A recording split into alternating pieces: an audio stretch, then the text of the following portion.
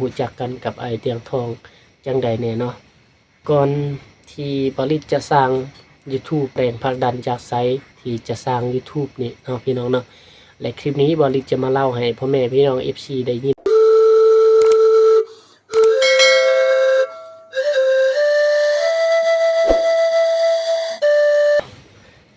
กับทักทายสบายดีพ่อแม่พี่น้องที่เคารพและรักแพงเด้อบ่ว่าพี่น้องที่อยู่ทางภายในเนาะและทางประเทศพี่น้องก็ยินดีต้อนรับเข้าสู่ช่อง YouTube บริษเด็กดอยพี่น้องเนาะโอเคพี่น้องเนาะ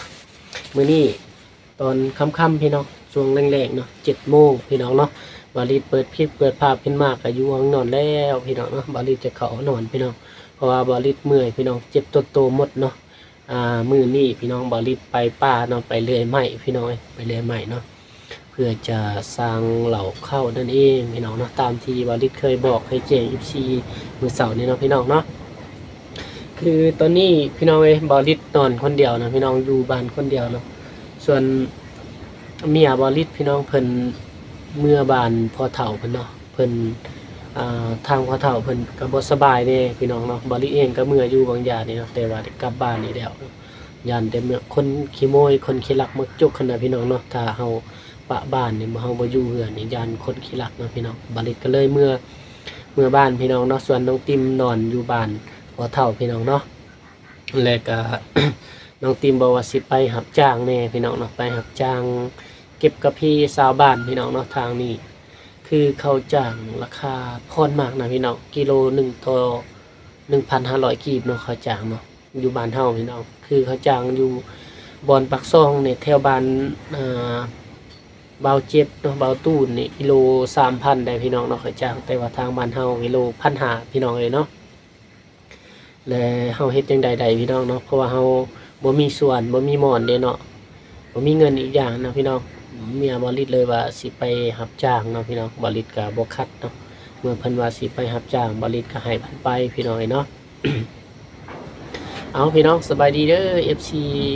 พังไทยเนาะที่เข้ามาเบิ่งมาชมบริษเนาะพี่น้องเนาะแล้วก็ก่อนที่พ่อแม่พี่น้องที่เข้ามาเบิ่งมาชมคลิปนี้กับบริษขออวยพรใส่ให้พ่อแม่พี่น้องอยู่ดีมีแรงเด้อพี่น้องเนาะก่อนอื่นก็ขอถาม FC ก่อนกินข้าวกินน้ำแล้วบ่พี่น้องเนาะกินข้าวกินน้ำหรือยังครับพี่น้องเนาะทางบริษก็กินข้าวแล้วเลยเด้อพี่น้องเนาะทางพ่อแม่พี่น้อง FC กินข้าวแล้วบ่พี่น้องเนาะ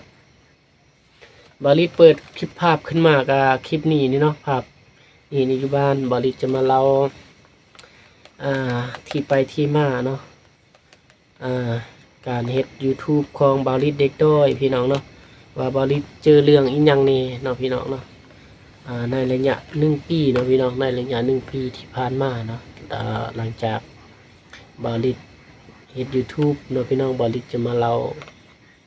ประสบการณ์เนาะและได้เจอเรื่องราวอีกอย่างมากมายในชีวิตมาเล่าให้พ่อแม่พี่น้องได้เห็นได้ชมแล้วบริษมาฮอดจุดนี้ได้จังไดจุดที่มีผู้ติดตามหลักหมื่นนะพี่น้องเนาะและก็มี FC หลักหมื่นและที่ไปที่มาของทีมงานสายบุญไอเตียงทองเพิ่นเนาะทีมงานเพิ่นมายามมาเยือนฮอดทินบริษเนี่ยที่ไปที่มามันเป็นจังใดเนาะพี่น้องเรารู้จักกันกับไอเตียงทองจังใดเนี่ยเนาะคลิปนี้บริษจะมาเล่าพี่น้องเนาะก่อนที่บริษจะสร้าง YouTube นี่เกิดจากไซเนาะแรงผลักดันจากไซที่จะสร้าง YouTube นี่เนาะพี่น้องเนาะและคลิปนี้บริษจะมาเล่าให้พ่อแม่พี่น้อง FC ได้ยินได้ชมเด้อพี่น้องเนาะก็คือพี่น้องเนาะก่อนอื่นเลยที่ไปที่มาของ YouTube บริษเด็กดอยเนาะที่ไปที่มาเนี่ยเนาะแต่เริ่มจากการที่บริษจะสร้างช่อง YouTube ก่อนเนาะพี่น้องก่อนอื่นเลยที่บริษจะ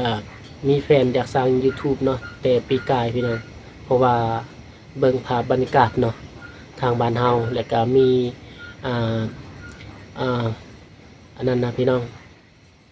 ป่าใหม่เนาะป่าใหม่ธรรมศาสตร์ที่อุดมสมบูรณ์หลายเนาะบริษเห็นพี่น้องวิวที่ทัศน์สวยงามหลายเนาะก็เลยมีใจอยากเฮ็ด YouTube พี่น้องและก็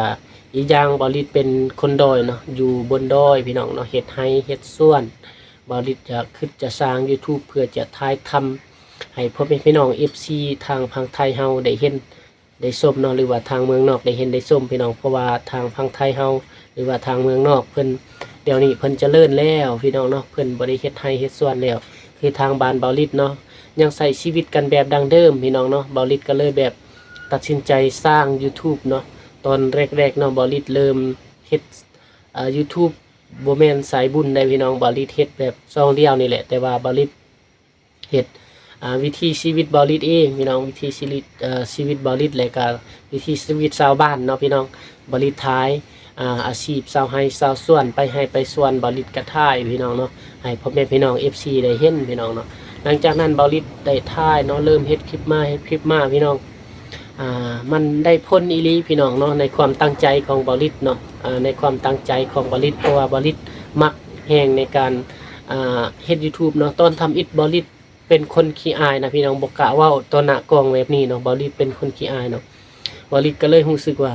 แบบเว้าในใจตัวเองน่ะเป็นหยังเฮาก็เป็นคนหนึ่งเนาะที่เป็นคนคือกันแบบว่ามีความรู้น้อยมีความรู้แน่นะพี่น้องอยากจะ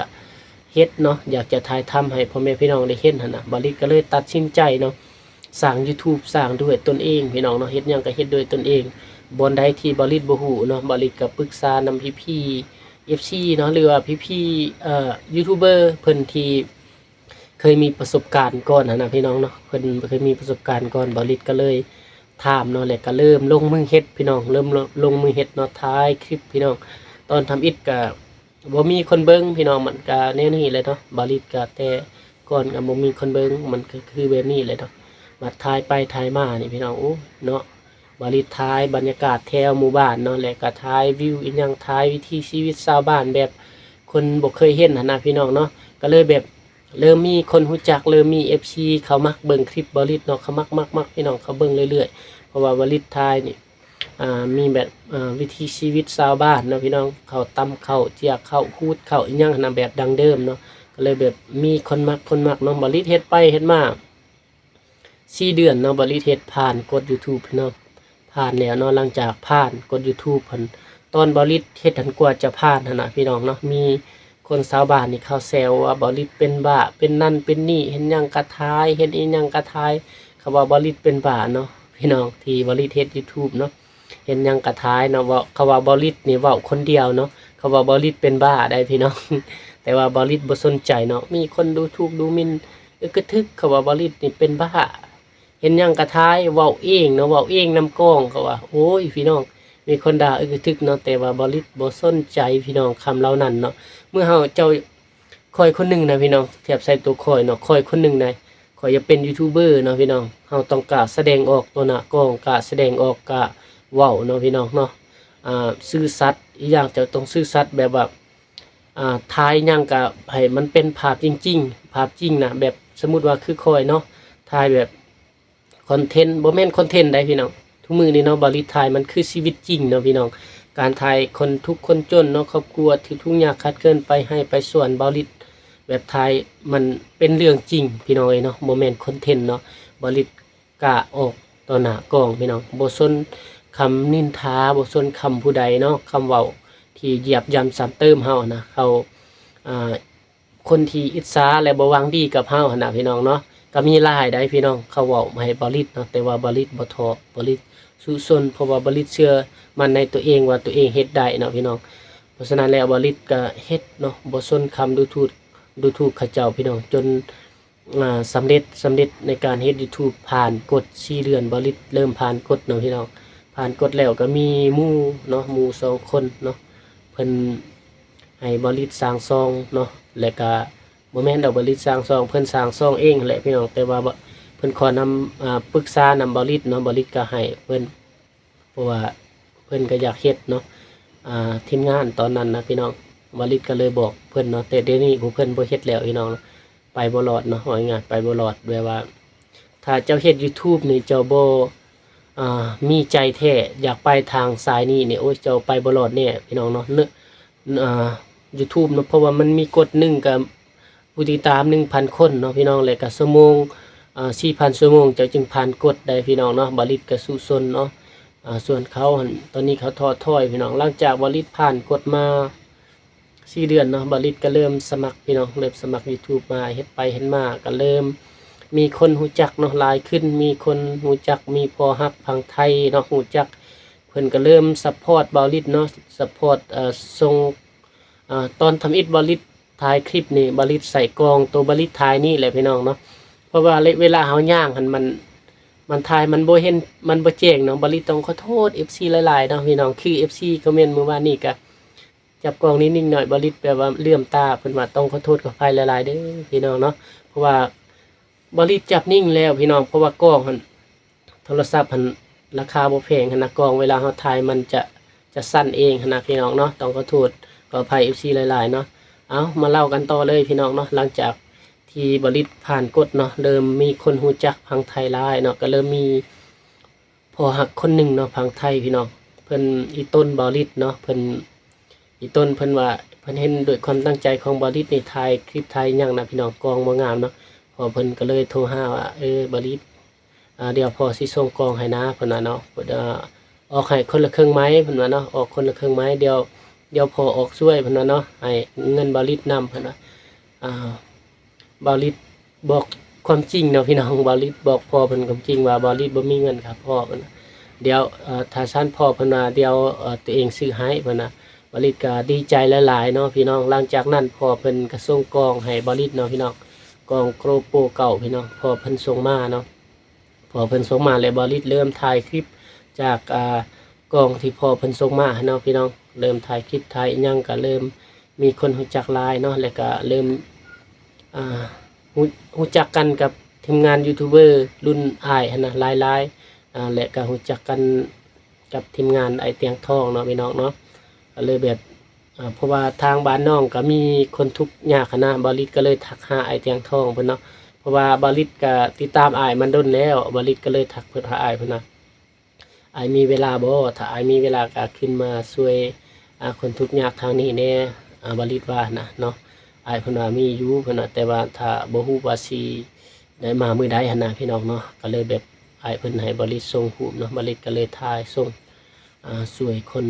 ทุกข์ยากเนาะพี่น้องอ้ายเพิ่นก็เริ่มรู้จักกันกับอ้ายเพิ่นเนาะพี่น้องนั่นแหละเริ่มรู้จักจุดเริ่มต้นเนาะพี่น้องเริ่มรู้จักจากบริษทักหาอ้ายเพิ่นเนาะทักให้ขอความช่วยเหลือจากอ้ายเพิ่นเนาะให้ช่วยเหลือครอบครัวที่ทุกข์ยากขัดเคินเนาะพี่น้องเนาะแล้วก็เริ่มเป็นเพื่อนเฟซกันเนาะในเฟซกับไอเทียงท้องก็เริ่มพูดคุยกันพี่น้องเริ่มรู้จักกันเนาะหลังจากนั้นก็เริ่มรู้จักกันกับทีมงาน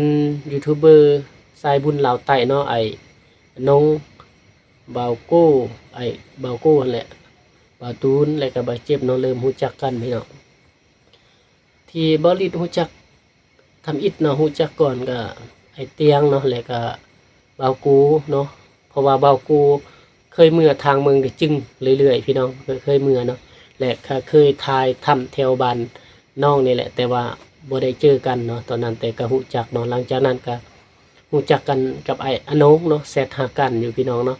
ไอ้อนงว่าสิขึ้นมาทางนี้เนาะมื้อนั้นแต่ว่า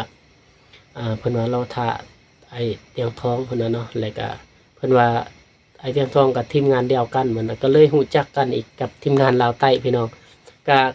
ทีมงานลาวใต้ก็หลังจากรู้จักไอ้อนงก็เริ่มรู้จักบ่าวโกบ่าวเจ็บเนาะเพราะว่าบ่าวฤทธิ์ติดตามตลอดเด้พี่น้องเห็นเขาเจ้าถ่ายคลิปเนาะนำไอเตียงทองก็เลยเห็นพี่น้องเนาะติดตามตลอดเริ่มรู้จักก็เริ่มแซดหากันพี่น้องพูดคุยหากันเนาะบริษก็อยากไปร่วมงานนำพวกเพิ่นเนาะนำพวกไออนงอีหยังนะแซดอยู่ไออนงเพิ่นก็ว่ามาเนาะมาถ่ายคลิปนำแต่ว่าบริษบ่สะดวกพี่น้องในการเดินทางเนาะเพราะว่ารถบริษมันเก่าไปบ่ได้ก็เลยบ่ได้ไปหาพวกอ้ายเพิ่นเนาะพี่น้องเนาะแล้วก็เลยพวกอ้ายเพิ่นได้มาหาเบาลิดพี่น้องมาแจกเสื้อผ้าหาเบาลิดเนาะมื้อนั้นแต่ว่าพวกอ้ายเพิ่นไปบ่ฮอดเพราะว่าเส้นทางบ่อำนวยความสะดวกพี่น้องเนาะพวกอ้ายเพิ่นมาช่วงสุดทำอิฐเนาะเพิ่นมาไอเตียงทองเนาะไอเมฆบ่าวอนงเนาะบ่าวกูแล้วก็บ่าวตูนน้องนิวเนาะพวกเพิ่นมา6คนพี่น้องเนาะเพิ่นมาแจกเสื้อผ้าแต่ว่ามาบ่ฮอดนั่นแหละพี่น้องจุดเริ่มต้นที่เขารู้จักกันเนาะรู้จักกันพี่น้องแล้วเอาไปเอามาเนาะซองบาลิตช่วงเดือนใดพี่น้องถูกระงับเนาะช่วงเดือน คิดก่อนพี่น้องจากเดือ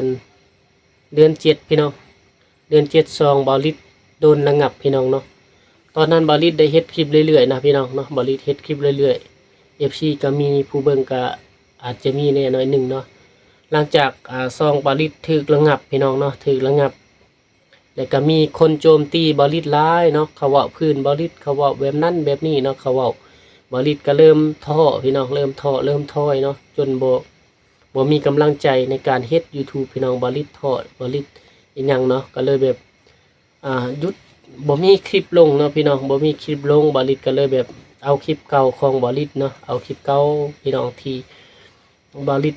อัปโหลดแล้วแต่ว่าบอลิดเอาลบจากช่องนะพี่น้องเนาะลบด้นแล้วแต่บอลิดเขามาลงใหม่เนาะพี่น้องหลังลงใหม่ทาง YouTube เพิ่นกวาดเบิ่งเนาะและเห็นช่อง YouTube บอลิดหั่นน่ะผิดเนื้อหาซ้ำพี่น้องผิดเนื้อหาซ้ำแล้วก็ทาง YouTube เพิ่นระงับช่องบอลิด3 เดือนนะพี่น้องเนาะจากเดือน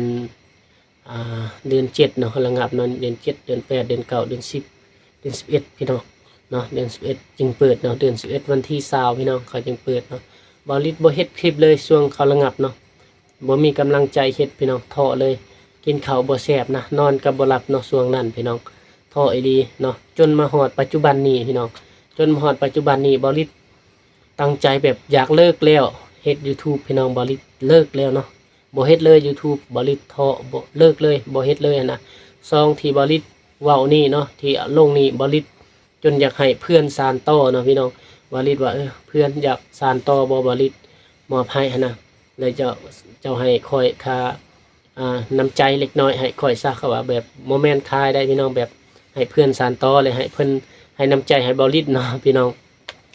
บอลิดก็เพิ่นก็ตกลงได้แต่ว่าบอลิดคิดไปคิดมาเนาะพี่น้องเอาจังใดก็อย่าซะบ่ให้เนาะจังใดก็เป็นของเฮาหั่นน่ะเบอร์ของเฮาอีเมลของเฮาบ่มีไผสามารถเอาของเฮาได้หั่นน่ะบอลิดคิดเนาะก็เลยแบบ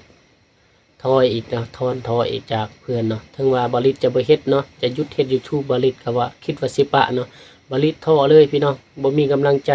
เฮ็ด YouTube เนาะปั๊บมือหนึ่งเนาะแม่ฮักเพิ่นพังไทยเนาะแม่พิมพ์พังไทยแม่ฮักเบาเจ็บเนาะพี่น้องเพิ่นว่าเป็นแม่ฮักเบาเจ็บเนาะเพิ่นได้ทักหาบอลิดเนาะพี่น้องเพิ่นว่าตัวเองสิขึ้นไปยามบอลิดเด้อทางนี้เนาะมีครอบครัวที่ทุกข์ยากขาดเคินบ่แม่สิไปแจกถุงยางชีพและผ้าห่มเพิ่นว่าเนาะกับทีมงานไอเตียงทองเพิ่นว่าเนาะบอลิดบ่ตอบได้พี่น้องเพราะว่าบอลิดคิดว่าทำอิฐบอลิดเบิ่งเอานะแต่บ่ตอบเนาะเพราะว่าบอลิดคิดสิเลิกลิน YouTube เลยพี่น้องบอลิดก็เลยตอบอีกเนาะบอลิดว่าเพราะว่าบอลิดท้อเนาะพี่น้องบ่อยากตอบแม่เพิ่นเพราะว่าครอบครัวที่ทุกข์ยากคักเคินทางนี้หั่นน่ะเขามักโจมตีบอลิดเนาะเขาเว้าพื้นเฮานะทั้งที่เฮาช่วยเขาหั่นน่ะเขาช่วยเหลือเขาหั่นน่ะเมื่อเขาได้เครื่องบ่หลายหั่นน่ะบ่เหมาะสมหั่นเนาะเขาจะมักเว้าให้เฮาอีกนะพี่น้องเนาะบอลิดก็เลยท้อเนาะแบบว่าบ่อยากช่วยเนาะคนที่เว้าให้เฮาน่ะบอลิดอยากช่วยทางอื่นเนาะแม่เพิ่นว่าถ้าสมมุติว่าบอลิดบ่มีผู้ทุกข์ยากขาดเคินทางนี้หั่นแม่สิไปช่วยทางอื่นบ่เนาะบอลิดตอบตกลงทันทีบอลิดว่าแม่ไปช่วยทางอื่นแล้วเด้อถ้ามีครอบครัวที่ทุกข์ยากขาดเคินทางอื่นถ้าสะดวกทางอื่นให้แม่ไปทางอื่นก็ได้บอลิดบอกว่าจังซั่นนะแม่เพิ่นก็เลยถามว่าถ้ามีทางนั้นหั่นบอลิดสิแบบแม่สิไปเพิ่นว่าเนาะบอลิดก็เลยตอบแม่เพิ่นว่ามีอยู่แต่ว่ามีบ่หลายเนาะบ่หลายครอบครัวประมาณ10ปลายครอบครัวแล้วแม่เพิ่นว่าให้บอลิดทักหาไอ้เตียงทองเพิ่นว่าเนาะว่าไอ้เตียงทองสิว่าจังได๋นั่นน่ะเนาะบอลิดว่าให้แม่เว้าเด้อบอลิดก็ตอบแม่เพิ่นเนาะแม่เพิ่นว่าก็โดโอเคแม่เพิ่นว่าเนาะหลังจากนั้นปั๊บเนาะมีอันนั้นไอ้เตียงทองเพิ่นทักหาบอลิดมื้ออื่นมื้อวันศุกร์อ้ายเพิ่นว่ามื้อวันศุกร์คือเมื่อวานนี้นะพี่น้องอ้ายเพิ่นว่าสิไปยามบอลิดเด้อน้องว่างบ่เพิ่นว่าคือบอลิดนะเนาะทำอิฐบอลิดต้องขอโทษหลายๆพี่น้องขอโทษ FC หลายๆบอลิดบอกว่าเบิ่งก่อนเด้ออ้ายถ้าว่างแล้วน้องสิเสร็จเนาะเพราะว่าบอลิดบ่มีกำลังใจเฮ็ด YouTube พี่น้องท้อแฮงเนาะท้อคิดว่าสิเลิกเฮ็ดแท้ๆแล้วนะแล้วก็ไอ้เตียงทองเพิ่นเซตหาบอลิดอีกน้องก็บอกตรงๆอ้ายโลดเพิ่นว่าเนาะถ้า ถ้าน้องว่างหันอายสิไปถ้าน้องบ่ว่างหันอายสิไปทางอื่นเหมือนว่าเนาะบริษก็เลยตัดสินใจบอกว่าว่างเนาะเพราะว่าอ่าอยากให้อายเพิ่นช่วยเหลือครอบครัวที่ทุกข์ยากขาดเคินทางนี้เนาะเพราะว่าสุดก่อนหันผู้อายเพิ่นมาบ่ฮอดเด้พี่น้องเนาะบัดฮอดเพราะว่าสุดก่อนผู้อายเพิ่นมาบ่ฮอดหันบ่แม่นว่าผู้อายเพิ่นบ่อยากมาเนาะผู้อายเพิ่นบ่อยากมาแท้ๆพี่น้องอยากมาเนาะแต่ว่ามันเป็นนำเส้นทางบ่สะดวกเนาะ คือว่าอ้ายเพิ่นก็บอกนำบาลิดแล้วเนาะช่วงก่อนหั่นอ้ายเพิ่นว่าไปบ่ฮอดหั่นบัดยามแลงนี่อ้ายเพิ่นว่าสิมาเนาะอ้ายเพิ่นบ่ลืมคำสัญญาพี่น้องเนาะอ้ายเตียงเว้าคำใดคำนั้นพี่น้องเนาะบัดปั๊บฮอดฤดูแล้งนี่อ้ายเตียงเพิ่นแชทหาบาลิดเลยพี่น้องเพิ่นว่าสิไปหาเนาะ บาลิดก็เลยตอบตกลงว่างอ้ายมือวันเสาร์น้องว่างว่าเนาะพอดีแบบมื้อวันศุกร์ก็บาลิดไปฮูดข้าวช่วยแม่เฒ่าเนาะพี่น้องมื้อวันเสาร์พอดีบาลิดว่างเนาะก็เลยตอบตกลงอ้ายเพิ่นมาช่วย จนรู้จักกันในมื้อนี้พี่น้องเนาะแล้วก็บาลิดเริ่มมีกำลังใจพื้นผู้ขึ้นมาหลังจากไอเตียงทองมาฮอดบาลิดเนาะพี่น้องบาลิดก็เริ่มมีกำลังใจพี่น้องเริ่มมีกำลังใจเนาะเริ่มมีแรงสู้ต่อพี่น้องอยากเฮ็ด YouTube อยากสร้างต่อพี่น้องบ่ท้อเนาะบาลิดเลยมีแบบมีคนที่แบบเมื่อเฮาเห็นพวกอ้ายเพิ่นเป็นตัวอย่างนะพี่น้องเนาะเป็นตัวอย่างแบบช่วยเหลือคนอื่นแบบนี้บาลิดก็เลยมีแรงใจอยากสู้อยากเฮ็ดคือพวกอ้ายเพิ่นให้ได้นะพี่น้องบาลิดก็เลยบ่ท้อถอยเนาะก็เลยเฮ็ดอีกนะพี่น้องเริ่มเฮ็ดเนาะแล้วก็เริ่มมี FC ทางไอเตียงทองเพิ่นมาส่งกำลังใจบาลิดตอนนี้เนาะเลยไล่อยู่พี่น้องขอบใจหลายๆเด้อเนาะ FC ถ้า